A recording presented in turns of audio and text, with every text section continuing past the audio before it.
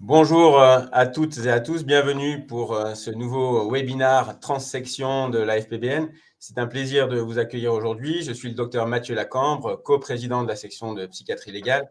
Et aujourd'hui, nous avons deux grands orateurs pour aborder un sujet à la fois compliqué, mais tellement courant, au sujet du trouble avec déficit de l'attention et hyperactivité et de ses intrications médico-légales. Le docteur Nidal Naban-Abou est indisponible, je la remplace au pied levé, mais c'est un plaisir d'être avec vous aujourd'hui. Vous rappelez qu'on prendra les questions là dans le petit chat, 20 minutes pour chaque orateur, et ensuite on prend 15-20 minutes ensemble pour tenter de répondre à l'ensemble des questions. Il n'y a pas d'attestation de présence qui sont remises, mais uniquement si vous avez été membre de la FPBN, et donc du coup, si vous êtes membre et vous avez cotisé, vous pourrez demander par mail une attestation de participation à ce webinaire. Et donc, je vais laisser la parole d'emblée au docteur Sébastien Weibel, qui est clinicien-chercheur et enseignant aux hôpitaux universitaires de Strasbourg, un magnifique établissement qui produit de grands médecins, la preuve, et qui est spécialisé dans le trouble déficitaire de l'attention avec hyperactivité et l'ensemble des troubles de la régulation émotionnelle qui embrassent un champ beaucoup plus large. Si vous voulez tout savoir sur ce sujet, je vous engage à acquérir un magnifique ouvrage, le manuel de l'hyperactivité du déficit de l'attention, qui a été publié en 2020 chez Erol et qui a été coécrit et écrit par Sébastien. Sébastien, à toi de jouer. Alors, merci Mathieu.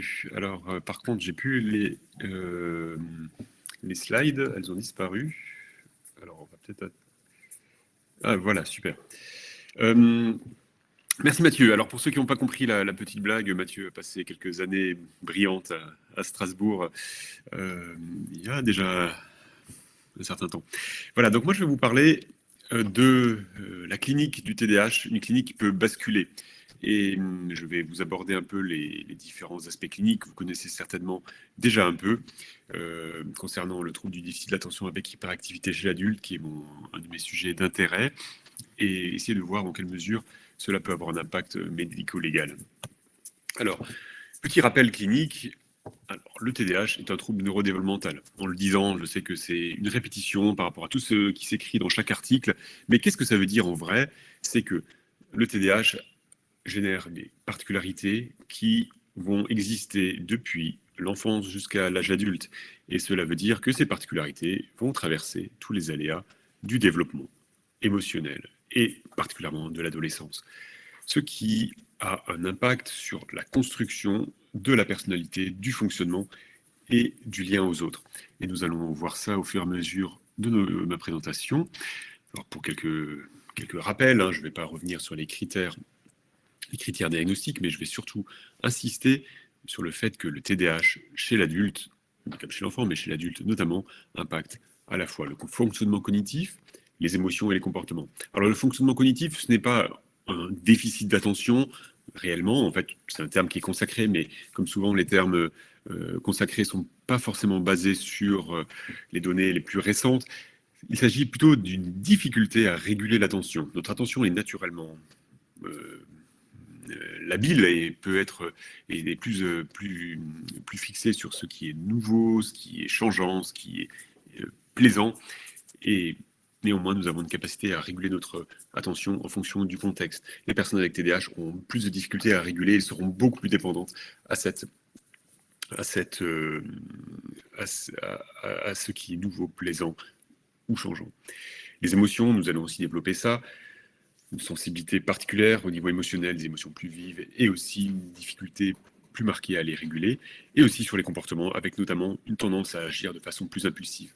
Voilà toute une série de symptômes qui peuvent se manifester par différentes manifestations internes, externes, et dans les interactions avec les autres. Alors, on en parle de plus en plus du TDAH, et ma question est, sommes-nous cernés? Et les données épidémiologiques sont maintenant assez convaincantes pour dire que entre 2 à 4% de la population adulte est concernée par le TDAH, avec évidemment des degrés de sévérité variables. Il y a des formes légères qui sont vraiment une forme de fluctuation entre ce qui est normal et ce qui serait problématique, une forme de distribution gaussienne, avec des formes beaucoup plus sévères où le déficit cognitif, les fonctionnements cognitifs particuliers sont au premier plan. Et ce que ça veut dire, c'est que en fonction de la sévérité, il y aura également un impact qui sera très variable en fonction de l'environnement. C'est typiquement une situation où l'environnement va déterminer le retentissement du trouble et un environnement qui est présent, mais aussi un environnement passé. Et je reviendrai là-dessus. Et pour dévoiler tout de suite le fond du sujet, c'est que la prévalence du TDAH est bien plus importante dans certaines populations, et typiquement la population incarcérée.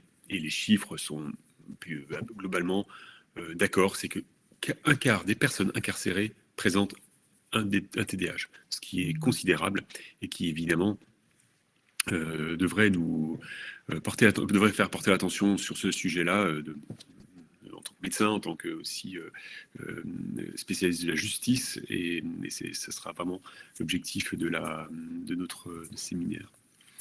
Alors, pour aller un peu plus dans le détail de cette notion de prévalence en population incarcérée, alors, les données de la littérature sont assez claires pour le coup, et il y a eu plusieurs méta-analyses qui ont fait le point avec des données concordantes, et j'en cite deux qui sont relativement récentes et qui ont repris toute une série d'études. Alors, Young en 2015 et Baggio en 2018, plusieurs dizaines de milliers de sujets qui ont été inclus dans ces études, ces méta-analyses, des études qui ont essentiellement été faites en Amérique du Nord et en Europe, mais dans d'autres pays aussi. Et on retrouve ce taux de 30% chez les adolescents, donc un taux un peu plus élevé chez les adolescents, 20% si on prend des âges plus élevés, et globalement, finalement, un risque qui est multiplié par 10 d'avoir un TDAH dans une situation carcérale versus la population générale. Ce risque est plus élevé aussi chez les hommes que chez les femmes. Alors, il y a évidemment quelque chose qui doit jouer, c'est que les femmes sont moins incarcérées, largement moins incarcérées, et donc peut-être que d'autres facteurs hors TDAH ont un rôle beaucoup plus important pour arriver au stade où les femmes sont incarcérées. On peut aussi noter que les taux en Europe sont un peu plus élevés. Alors, selon les études, il n'y a pas forcément une différence significative, mais peut-être un peu plus élevé en Europe qu'aux États-Unis. Une des explications pourrait être que le taux d'incarcération global aux États-Unis est bien plus élevé, ce qui pourrait noyer un peu l'impact du TDAH. Et en fait, on a des taux particulièrement élevés, notamment dans des pays comme les pays scandinaves, où le taux d'incarcération est bien plus faible. Alors, si on élargit un peu le champ des problématiques médico-légales, au-delà de l'incarcération, on note aussi que le risque d'être arrêté, condamné ou incarcéré pour les personnes qui ont TDAH est bien plus élevé que pour les personnes qui n'ont pas de TDAH, 2 à 3 fois, avec clairement des prédicteurs qui sont bien identifiés, qui sont les traits de comportement antisocial qui sont précoces dès l'adolescence, la maltraitance pendant l'enfance, le sexe masculin, mais aussi un QI plus faible. Alors, on pourrait avoir dans ce type d'études des biais de sélection de population, et pour pallier à ça, ce qui a été fait, c'est des études en population générale, l'ensemble de la population, ce qui a été fait par exemple au Danemark, une grosse étude qui a permis d'avoir des suivis sur de longues années, 22 ans, avec là aussi toutes les personnes, toute la population a été inclue dans cette étude, avec un hazard ratio, une forme de risque de 2, donc multiplié par 2, pour l'arrestation, la condamnation. Et même si on ajuste sur tous les autres facteurs qui pourraient être des facteurs confondants, typiquement des facteurs socio-économiques. Et les prédicteurs étaient là aussi le trouble obsessionnel avec provocation à l'adolescence, le trouble des conduites à l'adolescence, le faible niveau socio-économique, l'incarcération des parents et le statut relationnel avec les parents également.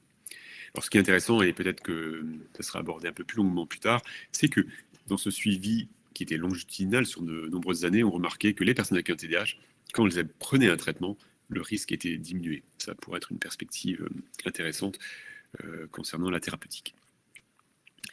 Alors, un point encore intéressant, c'est que en prison, le fait d'avoir un TDAH n'est pas, n'est pas seulement un risque pour aller en prison, mais aussi un risque plus important pour des comportements problématiques en prison, notamment les agressions, et aussi le risque suicidaire. On a aussi la notion que le TDAH est en soi, de façon indépendante, un risque génère un risque augmenté de récidive, avec une question vraiment, comment prendre en compte le TDAH pour la réinsertion. Alors, finalement, comment expliquer ce surrisque?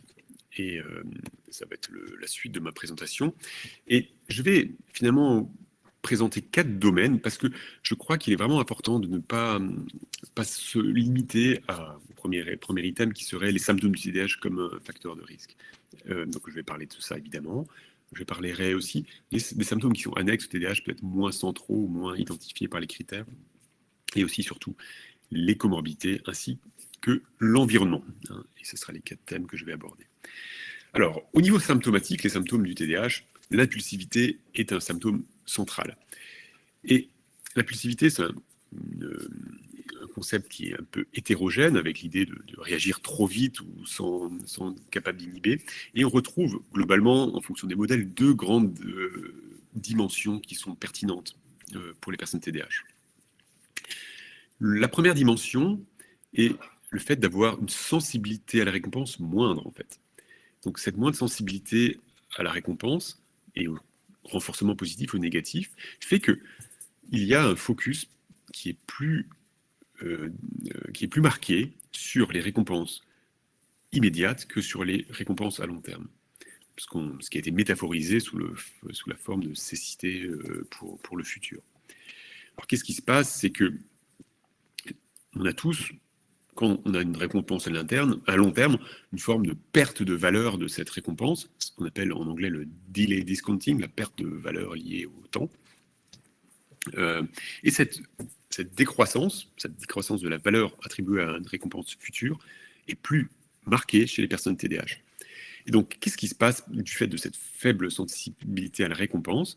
Il y a souvent une recherche d'activation, donc pour lutter contre une forme d'ennui, ce qui s'observe de façon très, très nette chez certains patients. Et on repère aussi ces traits de recherche de sensations. Donc, rechercher déjà des récompenses immédiates et des récompenses plus fortes. Et cela peut générer des comportements qui ont des conséquences en termes délictueux.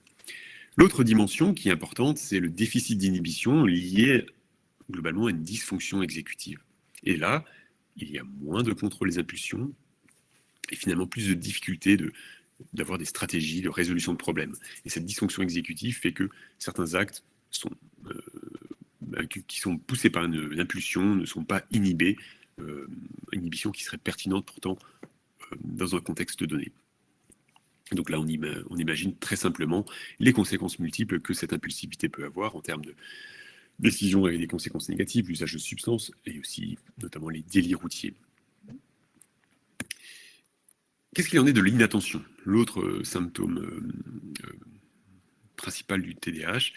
Et là, les données montrent que le risque lié à l'inattention est moins marqué, et notamment on a moins de surrisque de comportements délictueux pour les formes uniquement inattentives. Alors on a tous dans nos patients des histoires cliniques un peu anecdotiques, et même des personnes qui ne sont pas des patients, mais des personnes médiatiques, avec des histoires notamment de problèmes administratifs ou avec le fisc, qui sont liés à une soi-disant phobie administrative. Peut-être que ça pourrait être quelque chose qui serait en lien avec une forte procrastination, mais finalement c'est quand même assez peu fréquent. Et l'inattention va surtout avoir un impact sur ce que je vais présenter tout à l'heure, des impacts indirects. D'une part, par exemple, par rapport à la consommation de substances, avec par exemple le fait d'avoir besoin de consommer des produits pour stimuler l'attention, mais aussi sur les conséquences sociales. Le fait d'avoir une inattention marquée fait qu'on réussit moins bien dans les études, dans son emploi, et potentiellement avoir plus de risques. Mais ça va être le sujet suivant, enfin un peu plus loin. Concernant les symptômes qui sont annexes, alors annexes, je mettrai ça avec quelques guillemets, parce que c'est pas forcément annexe au sens secondaire, mais qui ne sont pas dans les critères centraux du TDAH. Je soulignerai essentiellement la dysrégulation émotionnelle. Alors la dysrégulation émotionnelle, c'est un concept un peu fourre-tout aussi, comme l'impulsivité finalement, avec différentes composantes qu'on peut y retrouver. La première composante est une forme plus impulsive, avec des émotions qui sont plus vives, plus réactives, et chez les personnes avec TDAH, surtout marquées par la colère et des pertes de contrôle. avec une autre composante qui est plus liée à une labilité affective et plutôt sous une forme cyclotimique, une variation de l'énergie, de l'enthousiasme, de la motivation, de l'envie en fonction du temps. Avec ce que certaines personnes décrivent, c'est des phases d'enthousiasme de quelques heures, puis des phases d'abattement avec plus aucune énergie. Mais dans ces phases d'enthousiasme, il peut y avoir des moments de passage à l'acte, d'activation plus marqués. Ce qui est notable, c'est que cette dysrégulation émotionnelle est particulièrement marquée dans les situations de stress. Et la conséquence principale de cette dysrégulation émotionnelle est notamment relationnelle, avec des difficultés dans les relations à long terme, mais aussi dans les interactions, et ça favorise largement les agressions, les bagarres, et possiblement aussi les violences interpersonnelles. Donc cela fait un mélange, notamment avec les composantes d'impulsivité. Si on regarde les choses de façon un peu longitudinale au cours du développement, il est important de comprendre la construction de la dysrégulation émotionnelle comme un processus qui s'alimente au cours du développement. Et je vous rappelais bien que le TDAH était un trouble neurodéveloppemental, ce qui veut dire que les symptômes, le retentissement est présent depuis l'enfance, avec potentiellement, dès l'enfance, dès les premières années, notamment dans des milieux comme l'école, une invalidation, donc une non-reconnaissance des difficultés ou des besoins spécifiques de l'enfant, parfois dans la famille aussi, avec des engueulades inappropriées, des punitions répétées, ou une forme d'exclusion de groupe. Cela s'ajoute à des compétences de régulation émotionnelle qui sont plus difficiles à acquérir dès l'enfance, du fait des problèmes d'inattention, du fait des problèmes exécutifs, ce qui génère au fur et à mesure du temps une augmentation de la vulnérabilité émotionnelle, avec potentiellement des moments charnières du développement, un sentiment de différence, de déconnexion qui peut être plus marqué, avec du coup une sorte de perte du lien social qui peut être un facteur de risque d'actes délictueux, avec au fur et à mesure du temps, quand ils se répètent, plutôt un tableau qu'on décrirait sous la forme de troubles obsessionnels ou de troubles des conduites. Éventuellement troubles de la personnalité quand on est à l'âge adulte. À cela, il faut rajouter aussi le contexte. On sait que les personnes qui sont dans des situations d'adversité sociale ont souvent des symptômes de TDAH plus marqués pour des raisons, par exemple, du fait possiblement biologique, le fait d'être dans un contexte d'adversité où on n'a pas beaucoup de sécurité pour l'avenir, fait qu'il y a une forme de focus sur l'immédiat. Quand on est dans l'adversité, c'est plus rentable c'est plus rentable de se focaliser sur le court terme que sur le long terme, quand on ne sait pas de quoi le lendemain sera fait. Et donc l'adversité chronique peut être un facteur qui pourrait expliquer que le TDAH est plus marqué dans les populations défavorisées. On peut rajouter aussi à cela les contextes de maltraitance, de violence. Rappelons-nous que le poids génétique du TDAH est très marqué, il y a une héréditabilité forte, ce qui peut avoir comme effet d'avoir des parents TDAH qui ont eux-mêmes une impulsivité et potentiellement des stratégies parentales peu efficaces. Donc on peut observer comme ça cette forme de cercle vicieux qui se développe avec, au fur et à mesure du temps, une forme de fonctionnement vers un trouble à personnalité que je vais mentionner maintenant. Alors, je voudrais juste souligner une chose, c'est que le TDAH, si on ne le regarde pas, si on ne le cherche pas, si on n'a pas un peu une grille de lecture, on ne le verra pas. Et on aura vite fait de caractériser certains traits de fonctionnement comme avec des jugements de valeur, une personne égocentrique, immature, sans empathie, bizarre ou peu fiable. Et il est souvent utile en tant que clinicien d'essayer de relire les traits de fonctionnement de la personne avec éventuellement une grille de lecture neurodéveloppementale, ce qui peut aider à mieux comprendre le trouble. Voilà. Si on n'a pas cette grille de lecture, on ne la verra pas en fait.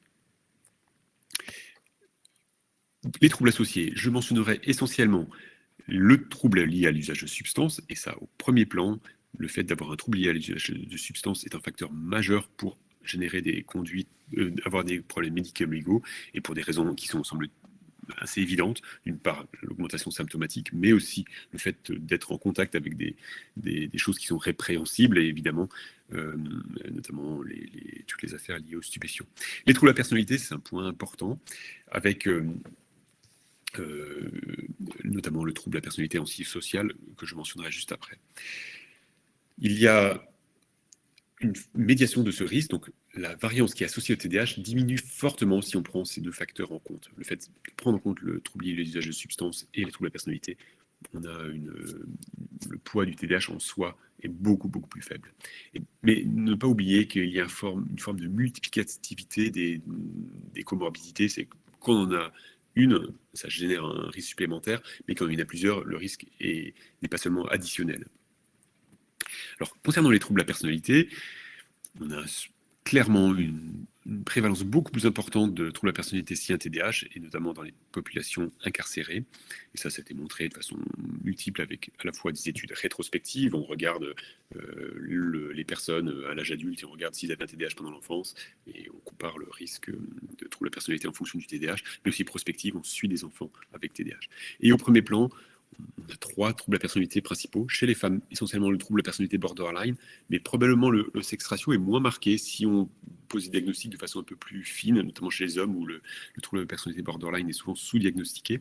On le diagnostique beaucoup plus dans les milieux de soins. Le trouble de la personnalité antisociale, plus marqué, plus fréquent chez les hommes, mais aussi le trouble de la personnalité narcissique, mais qui est peut-être moins concerné par les conduites délictuelles, en tout cas qui ne font pas, c'est pas le gros du contingent. On peut aussi repérer des traits de personnalité qui sont finalement indépendants d'un trouble spécifique de la personnalité, notamment, comme je vous le disais tout à l'heure, la recherche de sensations et la recherche de nouveautés. Et ce trait-là peut être aussi indépendamment de l'impulsivité, de comorbidité, être un point qui peut augmenter le risque de comportement délictueux. Je vais terminer sur le dernier aspect qui est très important et qui certainement est à ne pas oublier, parce que ce n'est pas le TDAH en soi qui va générer les comportements délictueux, c'est l'interaction avec un environnement le plus souvent. Hein, il faut aussi avoir en tête une forme de déstigmatisation, c'est pas parce que j'ai un TDAH que je vais avoir des actes délictueux plus tard. Donc ne pas oublier que le fait d'avoir un TDAH augmente le risque pour des situations particulières qui elles-mêmes en soi sont des situations où le risque d'avoir des difficultés avec la justice sont plus marqués.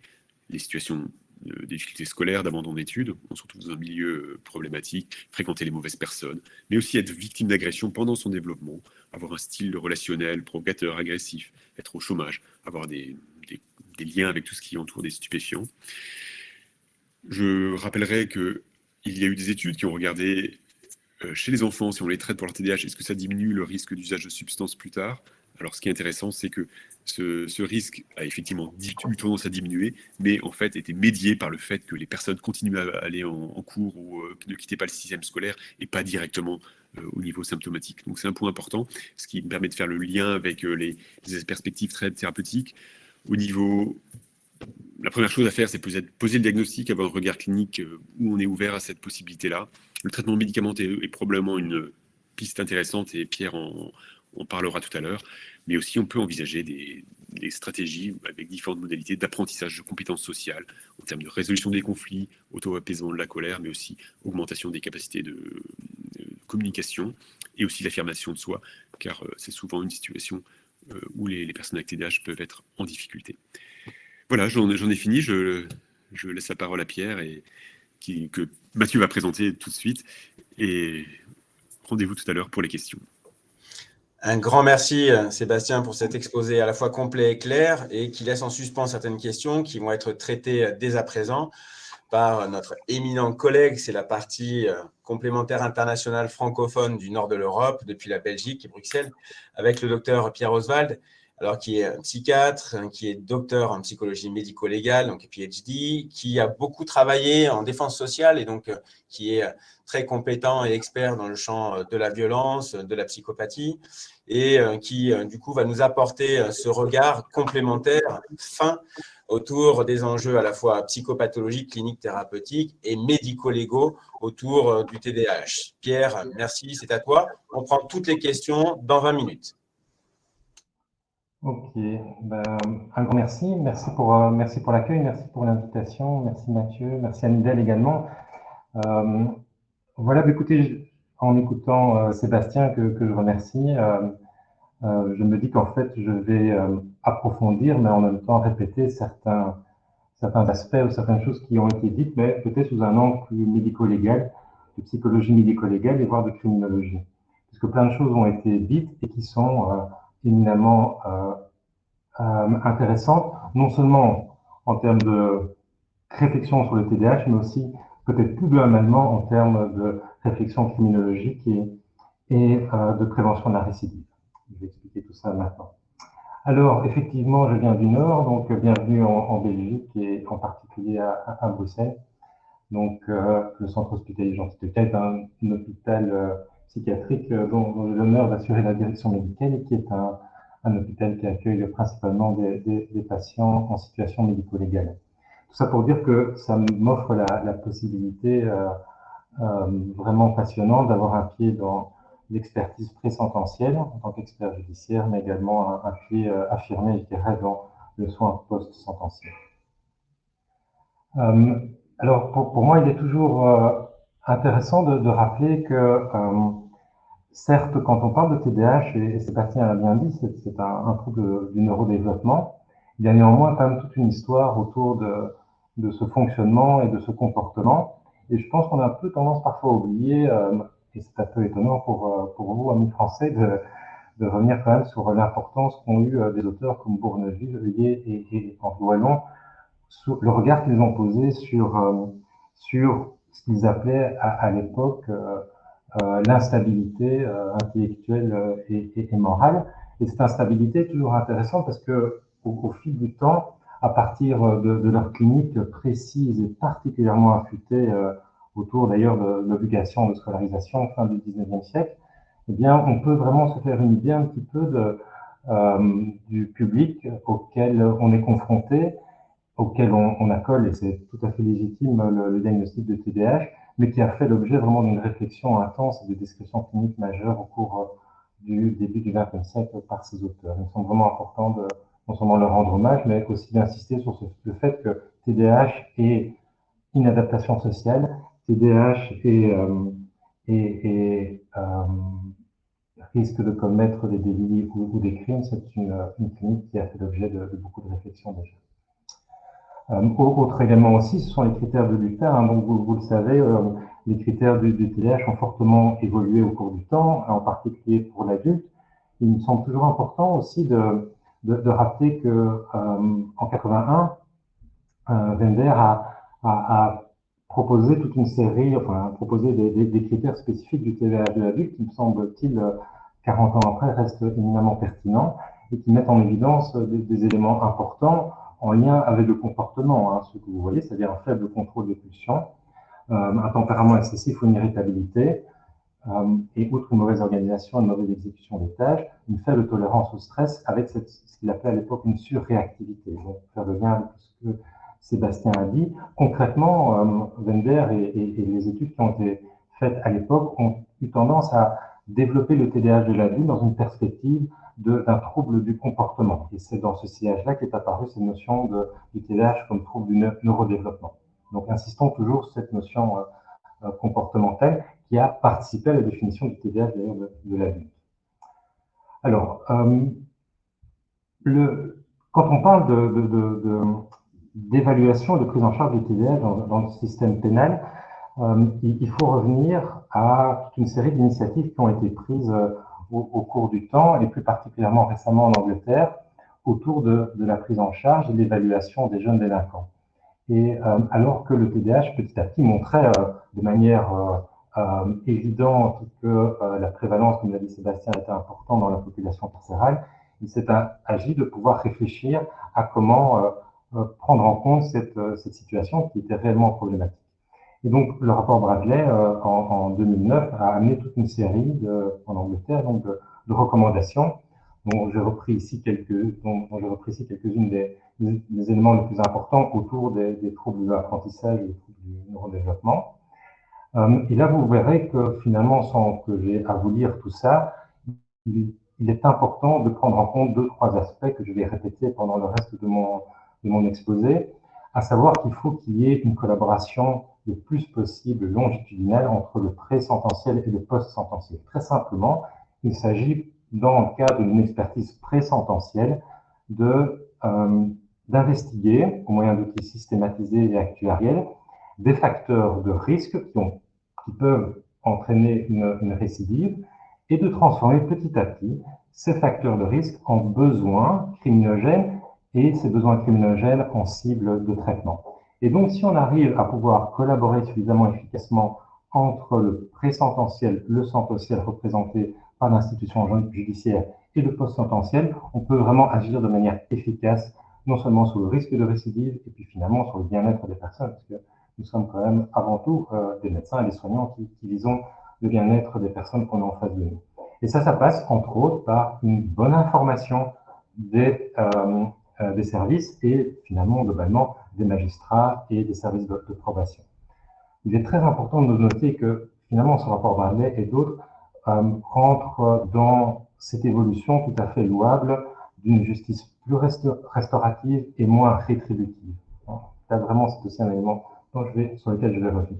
Et donc pour résumer la situation, donc parlons peut-être d'abord de la situation d'expertise du tribunal et ensuite des interventions. Alors, voilà, encore une fois, je vais le répéter, pour bien approcher le TDAH dans ce cadre-là, il faut avoir en tête 4 approches. D'abord, l'approche actuarielle, je vais y revenir. Ensuite, l'approche dimensionnelle, Sébastien l'a dit, et je vais peut-être un petit peu enfoncer le clou, en tout cas me concernant, c'est que le TDAH est une grille de lecture avant tout. Hein. C'est pas en soi, vous le savez, un syndrome avec un début, une fin et une homogénéité des symptômes. C'est avant tout une grille de lecture, et en particulier dans le domaine pénal, puisque, comme je vous l'ai dit, notre objectif ne sera pas de diagnostiquer en tant que tel, évidemment, un TDAH, mais de voir ce qui, dans le TDAH, peut être un facteur de risque de récidive et ce qui peut être une cible de traitement. J'ai parlé de l'approche longitudinale, mais également d'une approche réellement restaurative. Il s'agit pour la personne, petit à petit, de se définir comme une personne qui peut comprendre les actes qu'elle a commis et petit à petit se réinsérer dans la société au moyen d'outils d'encadrement et de divers traitements sur lesquels je vais revenir rapidement.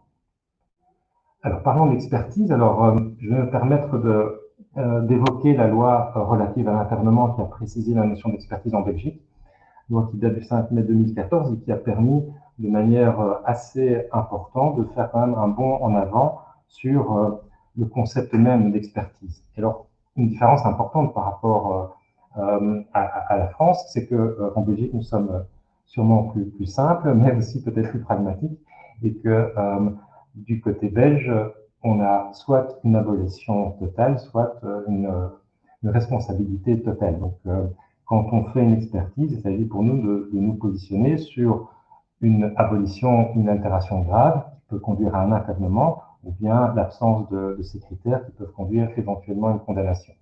Ce qui est peut-être le plus important à ce stade-ci, ce sont les points 3 et 4, puisque de fait, dans la loi, s'intègre la notion actuarielle, puisqu'au point 3, comme vous le voyez, apparaît la notion de facteur de risque. Donc, il s'agit pour l'expert d'apporter des éléments au magistrat, au juge concernant le risque de récidive. Et enfin, le point 4, qui vise donc, je dirais de manière un peu schématique, une approche restaurative, puisqu'il s'agit dès la sentence de pouvoir donner des informations sur les approches thérapeutiques. Donc, toujours dans le cadre d'une réduction du risque de récidive. Alors, quand j'écoutais Sébastien, je buvais du petit lait, hein, parce que lorsque on approche une expertise d'une personne qui présenterait un TDAH, on ne va pas le faire uniquement avec des outils, je dirais, habituels en médecine, mais on va plutôt se calquer sur des approches de psychologie légale et de criminologie, dont entre autres l'approche d'Andrews et Bontac, qui fait référence, l'approche RNR que la plupart d'entre vous connaissent. Eh bien, lors de l'expertise, on va se centrer sur le fameux Big 8 de ces auteurs, donc les 8 facteurs qui sont les plus associés à la récidive, et on va les investiguer au moyen d'outils actuariels, je l'ai dit, et donner des informations dans ce sens aux magistrats. Et là, alors, vous voyez toute une série d'éléments qui ne sont pas très loin, finalement, de ce qu'a dit Sébastien. Quand je parle, par exemple, des attitudes pro-criminelles, j'avais noté, effectivement, la cécité pour le futur. Lorsqu'on évalue une attitude pro-criminelle, ce qu'on va essayer de voir, c'est l'équilibre, ou plutôt le déséquilibre entre des attitudes pro-criminelles et des attitudes pro-sociales. Qu'est-ce qui fait qu'à un moment, la personne a décidé quand même de faire une bêtise? Et donc là, on est clairement dans ce qu'a expliqué Sébastien en termes d'impulsivité et effectivement de difficulté pour la personne à voir les conséquences négatives pour elle et pour les autres de l'acte commis. Alors, je ne vais pas évidemment tout détailler, mais vous retrouvez des facteurs de personnalité antisociale, ça a été cité, les facteurs d'instabilité à la maison, à l'école, au travail, les abus de substances, ça a été cité. Et donc, tous ces éléments-là, qui sont des facteurs en bleu, ce sont des facteurs dynamiques, les antécédents cliniques, ça on ne peut pas changer, un facteur statique, mais les facteurs dynamiques, ce sont des facteurs qu'on peut déjà investiguer et qui vont servir au moment du passage devant le juge à donner une information quant aux options et aux optiques thérapeutiques. Phénomène vraiment important. Et vous voyez que le TDAH est une excellente grille de lecture pour rapprocher les différentes dimensions qui sont facteurs de risque de récidive. Alors donc au tribunal, ça a été dit, donc une des conclusions du rapport Bradley était la formation des magistrats, et je le dis de manière parfois un peu ironique, des experts aussi, sur le TDAH, mais aussi sur cette approche actuarielle. Et là, sans évidemment qu'il y ait un cocorico, ce serait d'ailleurs pas une bonne chose depuis hier soir, mais la Belgique a quand même un petit pas en avance concernant la formation des magistrats quant aux approches à la fois restauratives et actuarielles, puisque depuis cette réforme de l'internement et de l'expertise, les magistrats sont désormais mieux formés et les chambres de protection sociale, qui sont des sortes d'émanations des chambres d'application des peines, sont composées, entre autres, j'imagine aussi comme en France, je l'espère, composées, et en tout cas, il s'y trouve un psychologue formé en réinsertion psychosociale. Et ce sont vraiment des vrais interlocuteurs pour nous experts, pour pouvoir approcher une solution, et parmi lesquelles figurent donc un certain nombre de peines alternatives qui peuvent être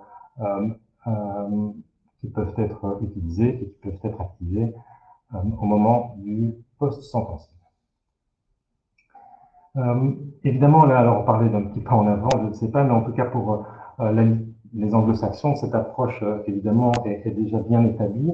Et il y a une large jurisprudence anglo-saxonne sur l'impact d'un diagnostic de TDAH sur les décisions de justice. C'est assez passionnant d'aller lire, par exemple, l'article, je l'ai mis ici, l'article de Freckleton, qui je pense est un accès libre, et qui répertorie toute une série de cas en cours d'appel qui sont relativement passionnants parce qu'à la fois s'y retrouve cette approche dimensionnée dont je parlais, mais également la perspective qu'a le diagnostic de TDAH dans la décision de justice.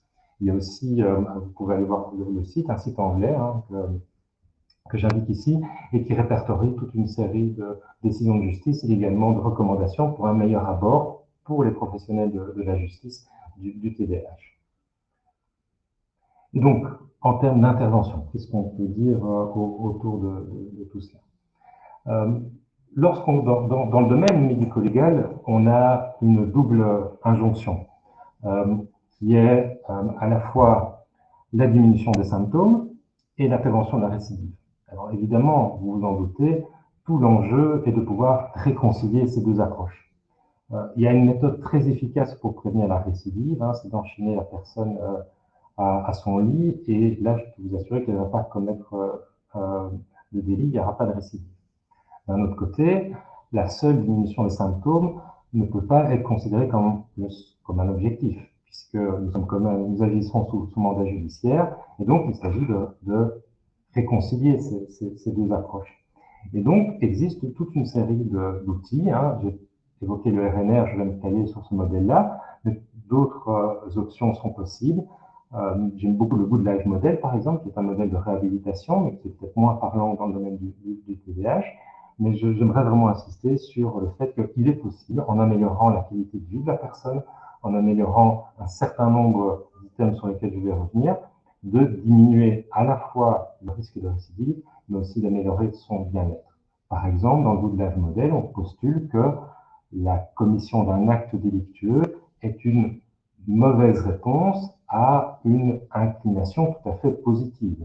Donc, par exemple, quelqu'un qui a comme envie dans son existence d'aller vers les autres et d'avoir des contacts, ce qui est tout à fait louable, de par toute une série de choses, a des difficultés pour arriver à cet objectif, va par exemple consommer de l'alcool et va, par exemple dans le cadre d'un TDAH, commettre des délits. Et donc, c'est ça qu'on vise, c'est-à-dire d'améliorer ce qui peut amener au délit pour, in fine, améliorer le bien-être de la personne. Nous sommes toujours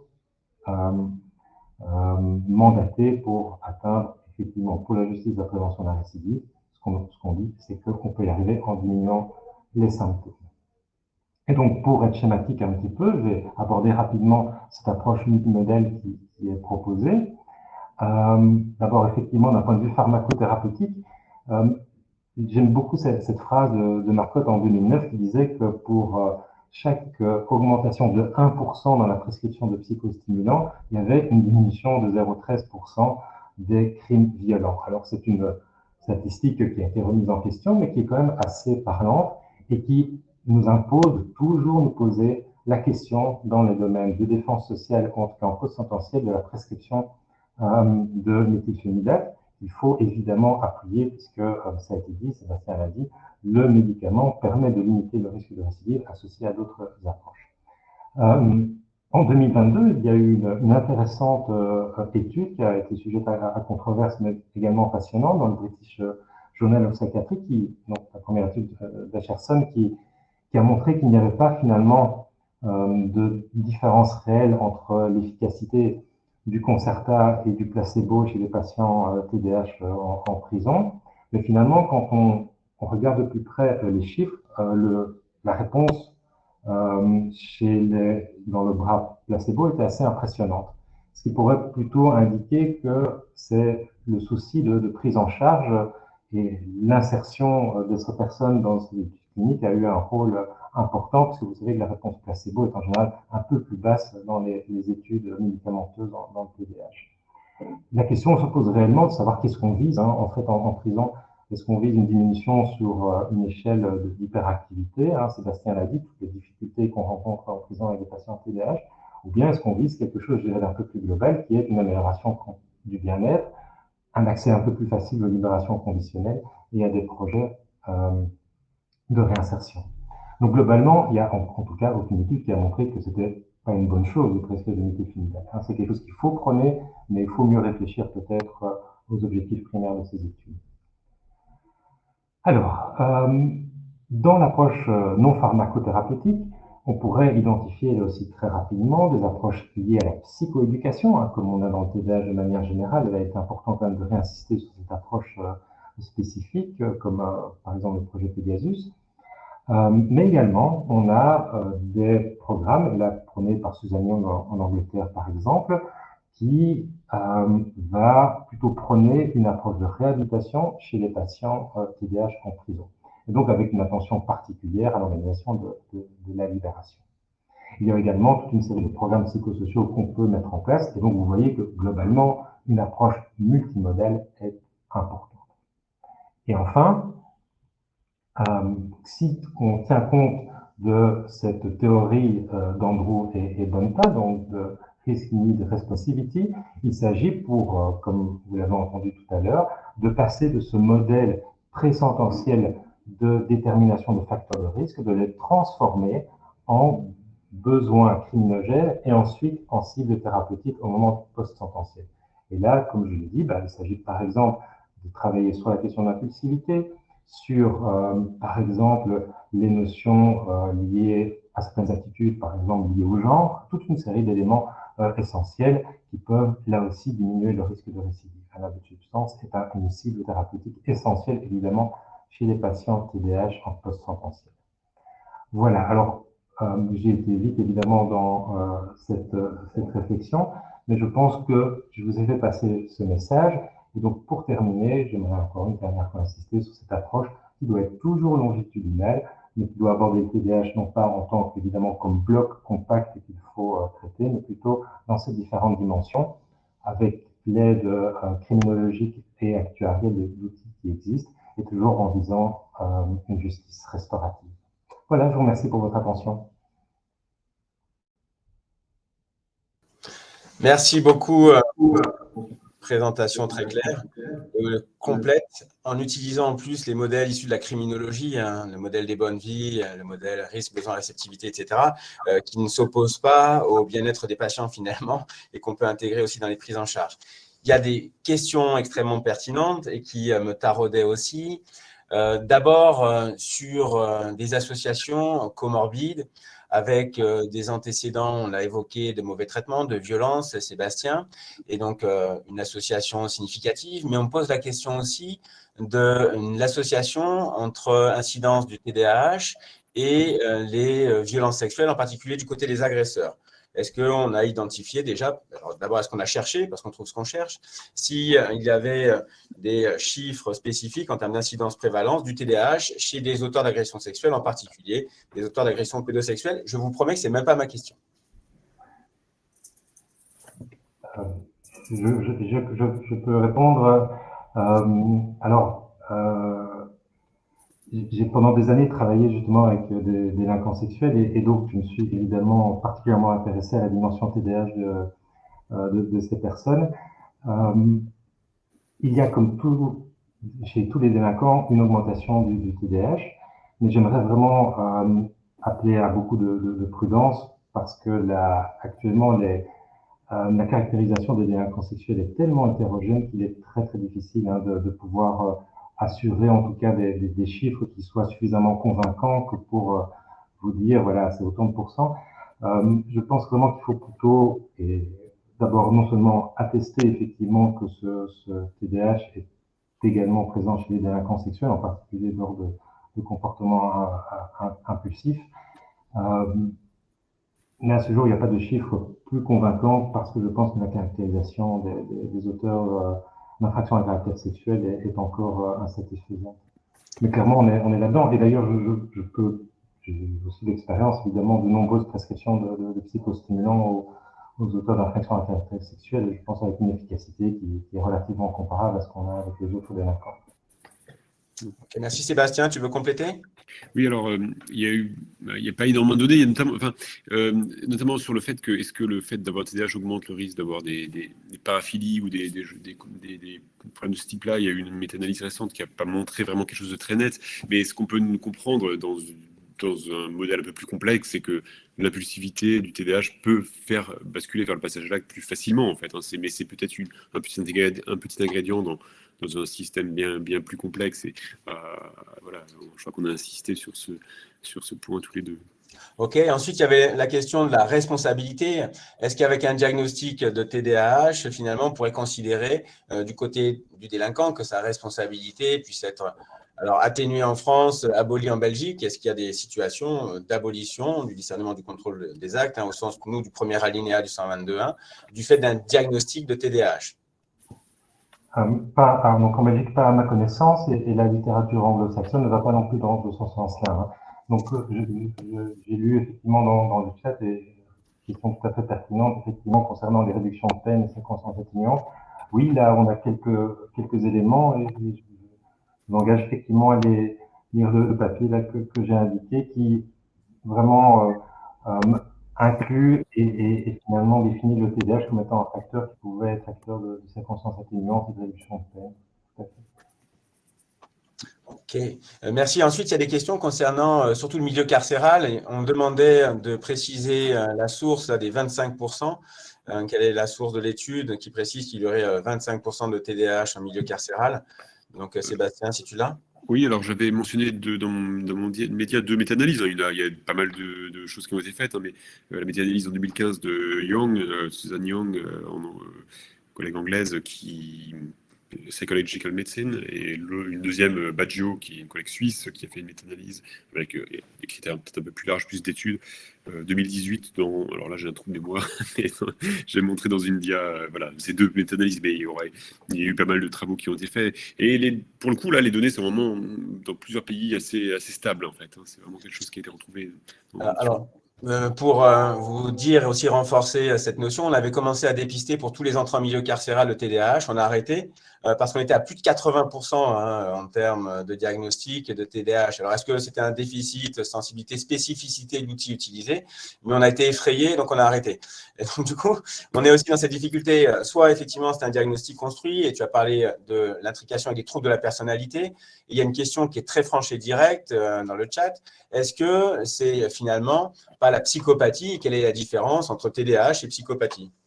Alors, je dirais clairement, c'est deux choses différentes, hein, parce que la psychopathie est définie, alors où on trouve la personnalité antisociale par des critères de comportement antisociaux, hein, enfin, c'est-à-dire manque d'empathie, utilisation, manipulation, etc. de l'autre.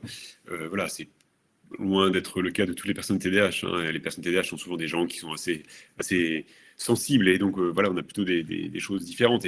Et si on a parfois des traits antisociaux chez les personnes TDAH, mais souvent on a beaucoup d'antisociaux qui n'ont pas ces traits de TDAH, hein, qui sont plus calculateurs, froids et méthodiques dans leurs intentions. Donc c'est deux choses qui sont un peu différentes, avec évidemment deux origines conceptuelles différentes. Le TDAH qui vient du neurodéveloppement, la psychopathie qui vient de l'analyse du comportement, enfin plutôt social, quoi. Et donc alors, il y a des croisements évidemment, mais c'est deux conceptualisations un peu différentes. Et du coup, Pierre, alors toi, entre psychopathie, sociopathie, anti, 10, TDAH, qu'est-ce que tu penses?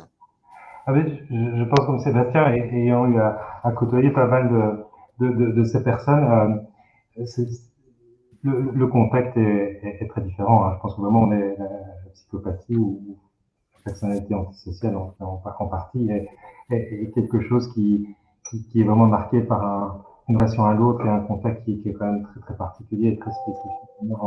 Je pense que l'un n'exclut pas l'autre et que on peut améliorer le TDAH chez les deux.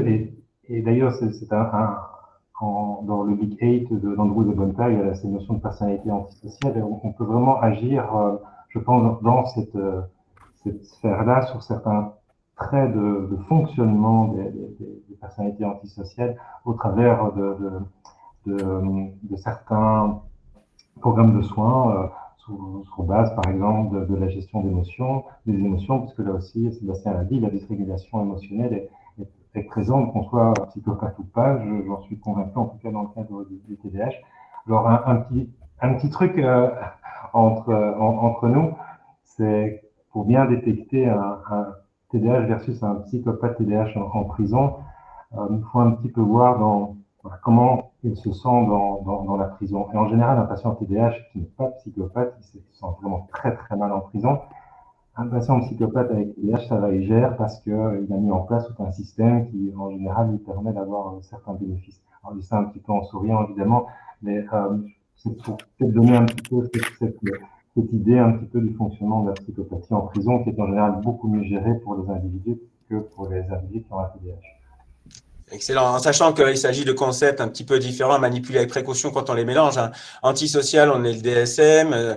Dans la CIM, on est plutôt dissocial avec des critères un peu différents sur une approche nosographique. Alors que la psychopathie, elle s'appuie sur l'échelle de R, la PCL-R, dans les 4 dimensions avec une évaluation et un cut-off. Donc attention à ne pas tout mélanger. On est sur des concepts un peu différents qu'il s'agit de maîtriser. J'ai une question sur le méthylphénidate en prison.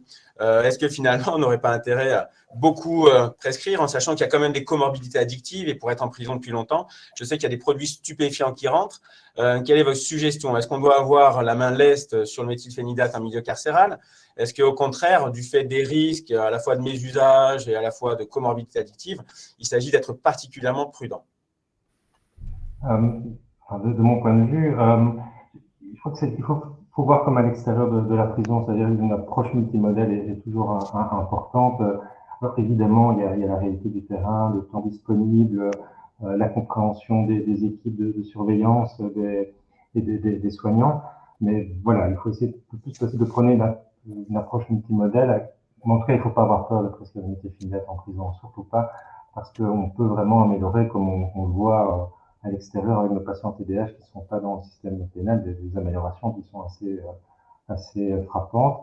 On a les mêmes expériences en prison et l'étude d'Ascherson ici cette année le démontre bien. Je pense qu'on a une diminution nette de la symptomatologie TDAH, à la fois effectivement sous placebo et sous méthylphénidate, mais ça démontre bien à la fois l'efficacité quand même du produit et deuxièmement, il faut pouvoir accompagner ces personnes dans une approche qui peut leur bien-être. Merci de rappeler cette étude, hein, il faudra aller la regarder parce qu'on revient encore aux fondamentaux, c'est-à-dire prendre soin, considérer, etc., avec un impact majeur, y compris dans le TDAH, avec ces dysrégulations émotionnelles. Sébastien, tu voulais compléter sur méthylphénidate? C'est vrai, alors en France, c'est très très très peu utilisé. Alors les choses changent doucement, hein, et je sais que dans certains SMPR, voilà, il y a quelque chose une attention particulière qui est faite, mais par rapport à la prescription de benzodiazépine, de méthadone, c'est minuscule, hein, donc, ou de buprenorphine. Donc, c'est vrai que les sédatifs sont largement utilisés, mais pas le méthylphénidate pour le coup. Alors, il y a beaucoup de craintes, hein, par rapport au détournement, et voilà, des craintes qui sont complètement légitimes. Un point qui est crucial, parce que ça a été montré que le méthylphénidate diminue beaucoup de problèmes en prison, de type impulsivité, conduite hétérograssive et tout ça.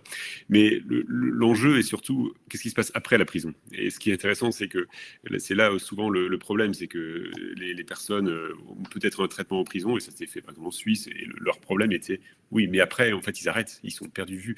C'est seuls ceux qui continuent, qui gardent un bénéfice sur le fonctionnement social et interpersonnel. Donc c'est ça l'enjeu en fait. C'est la prison, oui, mais après aussi. Merci beaucoup de le rappeler.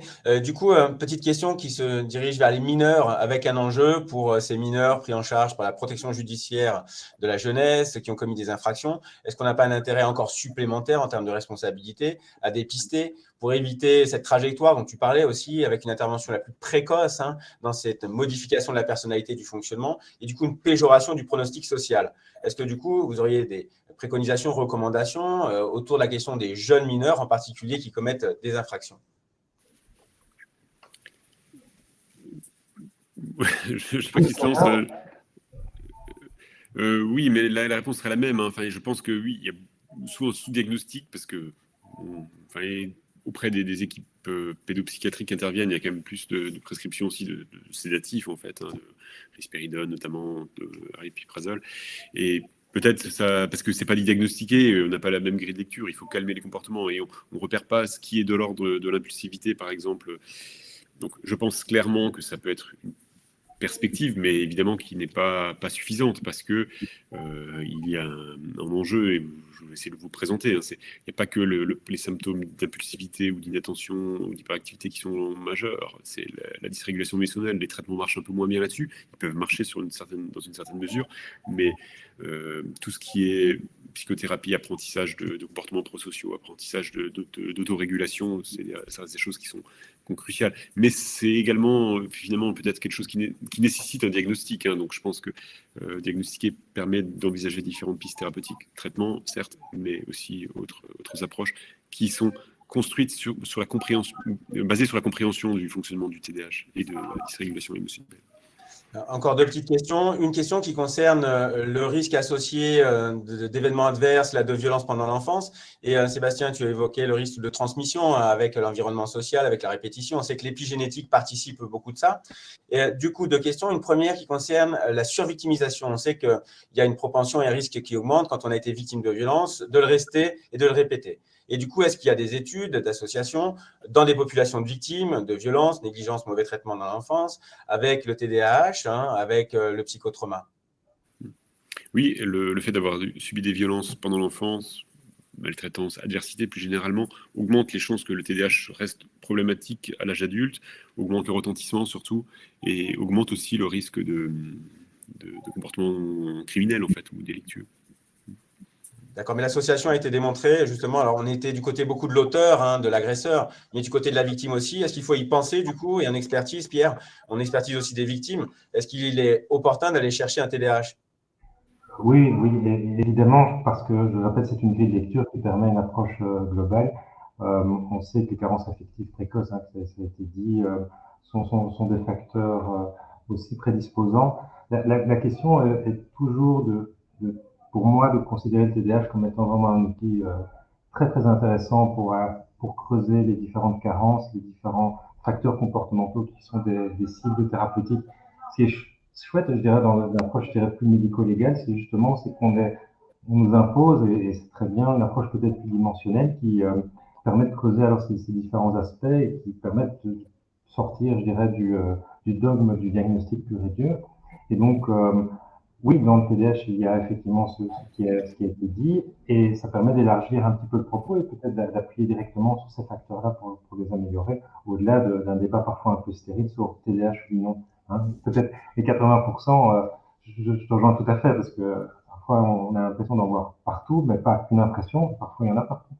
Et, euh, et je pense qu'une idée, c'est peut-être justement de d'appuyer, je sais que c'est ce qui est fait, hein, c'est de partir juste sur l'aspect plus dimensionnel et non strictement diagnostiquer les choses. Alors, c'est dans la même veine. Moi, deux petites questions. Il y en a une qui est de moi. C'est alors du coup l'association genre les femmes, les petites filles sont plus sujets aux violences, en particulier aux violences sexuelles, mais finalement on voit qu'à l'âge adulte il y a plus de garçons. Donc est-ce que du coup il n'y a pas une forme de dissonance cognitive là, de quelque chose de contre-intuitif? Et dans la même veine, Laurent Layet, grand expert auprès de la Cour de casse, qui pose la question finalement du TDAH comme facteur de risque de dissociation au moment du passage à l'acte. Et quelle que soit la position, tant du côté de la victime qui se dissocie que du côté de l'auteur. Pour la question de la dissociation, alors au moment du passage à l'acte, j'aurais du mal à dire, j'ai pas une expérience. Voilà. Après, pour la dissociation, pour la proportion à dissocier chez les personnes qui ont été par ailleurs victimes d'abus, de traumas répétés notamment, enfin, parce que la dissociation c'est quand même beaucoup plus pour des personnes qui rentrent dans les critères d'un ce qu'on appelle un trauma complexe avec des violences répétées. C'est une expérience clinique, hein, je pense. Voilà, j'ai pas vraiment étayé sur des preuves. J'ai ce sentiment clinique pour voir ce type de patient que le TDAH est une façon peut-être qui facilite cette tendance à prendre la dissociation comme une stratégie d'évitement, d'évitement émotionnel, la peur, etc. Alors après, pour le passage à l'acte, je ne saurais pas trop dire. Mais en tout cas, bon, pour le lien TDAH et dissociation, possiblement. Et avant que Pierre n'intervienne là-dessus, sur le lien entre le genre et du coup et le diagnostic, avec sa dimension contre-intuitive, où les filles payent un plus lourd tribut sur la question des violences. Je ne suis pas sûr d'avoir suivi la question, mais… Alors, du coup, si on considère que le fait d'avoir été victime de violence augmente le risque de TDAH, on sait que les victimes sont Oui. d'abord de sexe féminin et sont jeunes pour les violences sexuelles. Or, on voit qu'à l'âge adulte, hein, on a surtout des TDAH chez les garçons. Non, alors justement, le sexe ratio à l'âge adulte est plus équilibré en fait, parce que souvent, une des hypothèses principales, c'est qu'il y a un sous-diagnostic chez les filles quand elles sont enfants en fait. Donc, alors, il y a un sexe ratio assez déséquilibré pendant l'enfance. Bon, aujourd'hui, il y a peut-être tendance à diminuer dans les dernières études, mais à l'âge adulte, ça s'équilibre. Notamment aussi parce que ces études se basent aussi sur avec peut-être des biais de recrutement, et les femmes sollicitent plus les systèmes de soins que les hommes en fait. Ah, d'accord. Et du coup, avec l'âge, ça disparaît et ça s'équilibre. Oui, le sexe ratio à l'âge adulte est plutôt équilibré. Mais par contre, dans le milieu, par exemple, dans le milieu carcéral, le TDAH est un facteur de risque plus important chez les hommes, parce qu'en pratique, il y a moins de femmes carcérées, par exemple. Et du coup, C'est pas le même profil. pour être incarcéré quand on est une femme, il faut beaucoup plus d'autres facteurs qui peut-être diluent ce risque, en fait. Ok. Pierre, du coup, ta réponse là, sur la dissociation, passage à l'acte, TDAH? Je dirais rien de plus intelligent que ce que Sébastien a dit. Je pense que c'est tout à fait pertinent. C'est aussi une intuition clinique et qui pourrait tout à fait justifier quand on pense en termes étiologiques aussi du TDAH, en particulier dans ses dimensions cognitives. J'ai pas à ma connaissance, j'ai pas de connaissance d'études spécifiques là-dessus, mais c'est quelque chose qui effectivement est parlant et qui pourrait peut-être faire l'objet de recherches de poussées. C'est tout à fait pertinent. Ok. Malheureusement, it's time. Messieurs, c'était un vrai, très grand plaisir.